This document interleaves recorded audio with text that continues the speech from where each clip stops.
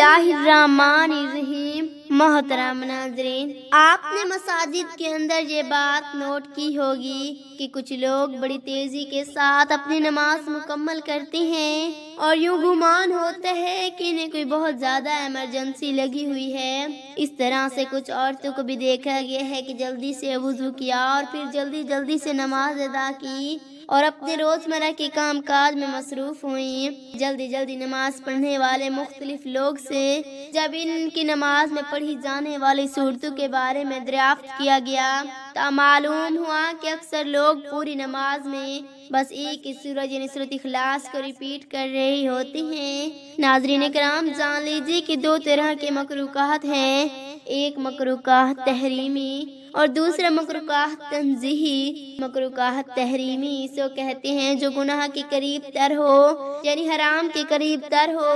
اگر انسان نماز کے اندر کسی بھی مکروہ تحریمی کا مرتکب ہوگا تو نماز کو دہرانا پڑے گا، لوٹانا پڑے گا، یعنی دوبارہ سے ادا کرنا پڑے گا، جبکہ مکروہ تنزیہی گناہ سے اور حرام سے دور ہوتا ہے لیکن قابل تحسین اور پسندیدہ عمل نہیں ہے۔ یعنی اگر مکروہ تنزیہی ہوگا تو وہ گناہ یا حرام تو نہیں لیکن وہ قابل تحسین بھی نہیں۔ یعنی اگر کوئی شخص ایسے کسی عمل کی عادت بنا لے تو اس کی تعریف یا حوصلہ افزائی نہیں کی جا سکتی۔ مکروہ تنزیہی کے اس عمل کی ایک مثال یہ ہے کہ ہمارا گمان ہے کہ عموماً زیادہ تر لوگ، جن میں مرد اور عورتیں دونوں شامل ہیں، اور نماز کے ہر رکعت میں ایک ہی سورہ یعنی سورۃ اخلاص کی تلاوت کرتے ہیں اور اسی طرح سے وہ اپنی نماز مکمل کر لیتے ہیں تو اسی طرح سے نماز ادا ہو جاتی ہے، لیکن اس کو قابل تحسین یا قابل تعریف نہیں کہا جا سکتا۔ مثلا کسی نے فجر کے 2 فرضوں میں پہلے سورۃ فاتحہ پڑھی اور پھر سورۃ اخلاص کو اس کے ساتھ ملایا۔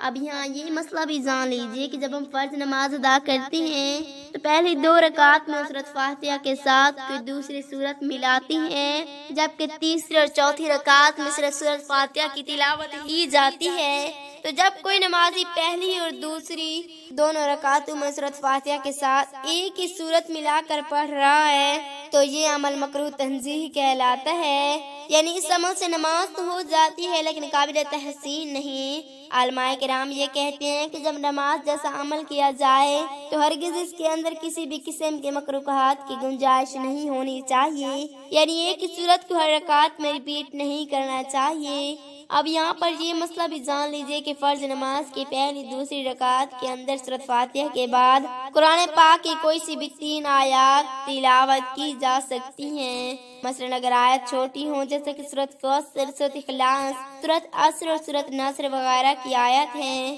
تو کم سے کم 3 یا پھر مکمل سورت کی تلاوت، اور اگر کوئی بڑی آیات ہو جو ایک ہی آیات 3 کے برابر ہو تو پھر 1 آیات کی تلاوت کرنے سے بھی نماز ادا ہو جاتی ہے، یا پھر بڑی والی 2 آیات بھی پڑھی جا سکتی ہیں۔ تو یہ ہے فرض نماز کا مسئلہ، لہذا اپنے گھر کی خواتین کو بھی یہ بات سمجھائیں کہ ہر رکعت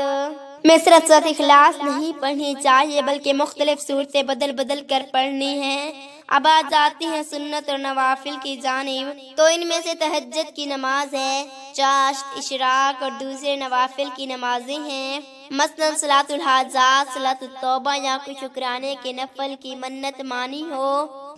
کہ میرا فلاں کام بخیر خوبی ادا ہو جائے تو میں اللہ کی خوشنودی کی خاطر اتنے نوافل ادا کروں گا یا کروں گی۔ تو فرض نمازوں کے علاوہ جتنی بھی نمازیں ہیں ان کی تمام رکعتوں کے اندر آپ ایک ہی سورت پڑھ سکتے ہیں، اور یہ عمل بلا کراہت ہے، یعنی اس میں کوئی کراہت اور قباحت نہیں۔ فرائض کے علاوہ دوسری نمازوں میں ایک ہی سورت ریپیٹ کرنے سے مکروہ کی کوئی اشکال نہیں ہے۔ تو مکروہ تنزیہی کا مسئلہ صرف اور صرف فرض نمازوں کے اندر ہے۔ تو یہ مسئلہ بہت چھوٹا سا اور باریک سا مسئلہ ہے کہ بعض اوقات لوگ کہتے کہ جی میں نے کسی سے پوچھا تھا تو انہوں نے کہا تھا کہ ہر رکعت کے اندر آپ ایک ہی سورت پڑھ سکتے ہیں، تو جان لیجئے کہ بالکل آپ ہر رکعت کے اندر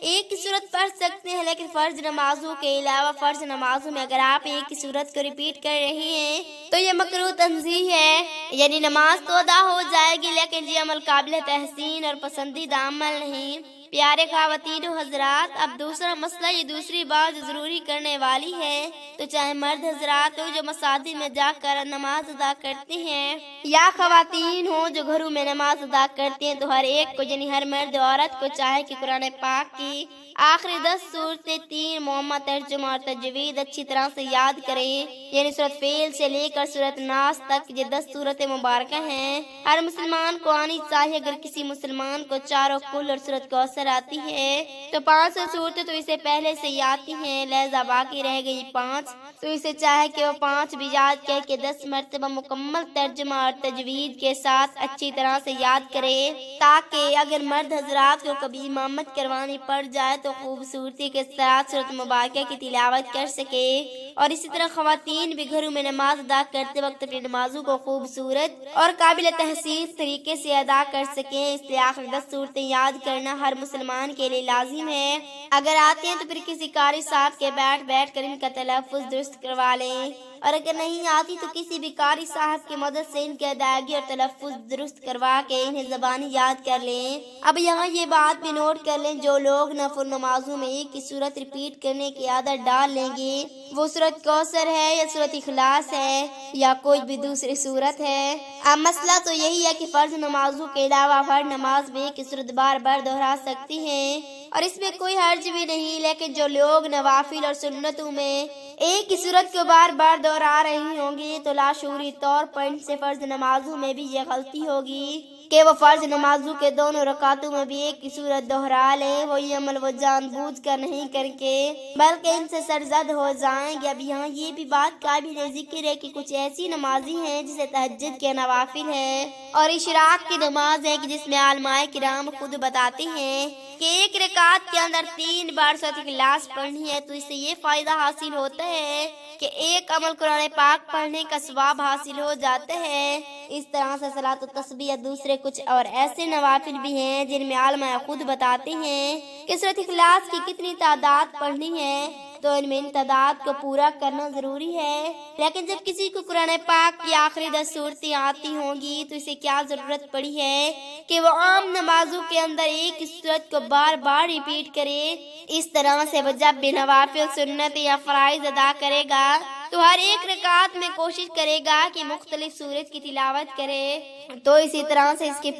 پوری نماز خوبصورت ہو جاتی ہے۔ اب یہاں کچھ لوگ یہ بھی کہتے ہیں کہ میں سورۃ اخلاص سے یا سورۃ کوثر سے بے حد رغبت ہے اور ہمیں اس سورت کو ہر ایک رکعت میں ادا کرنا پسند ہے، تو یقیناً ویسا ضرور کر سکتے ہیں، لیکن فرض نمازوں کے علاوہ دوسری نمازوں میں یعنی سنتوں اور نوافل میں وہ اپنا شوق پورا کریں کہ اس میں کسی قسم کا کوئی بھی حرج نہیں ہے۔ لیکن جب فرض نماز ادا کریں تو ہم ایسا عمل ہی کیوں کریں جس میں کسی قسم کی چھوٹی یا بڑی کراہت پائی جا سکتی ہو۔ اللہ تبارک و تعالیٰ سے دعا ہے کہ ہمیں دین کی باتوں کو سننے، سمجھنے اور اس پر عمل کرنے کی توفیق عطا فرمائے، آمین ثم آمین۔ ناظرین، کمنٹ باکس میں اللہ تعالیٰ کے 99 ناموں میں سے ایک نام ضرور ٹائپ کریں۔ شکریہ۔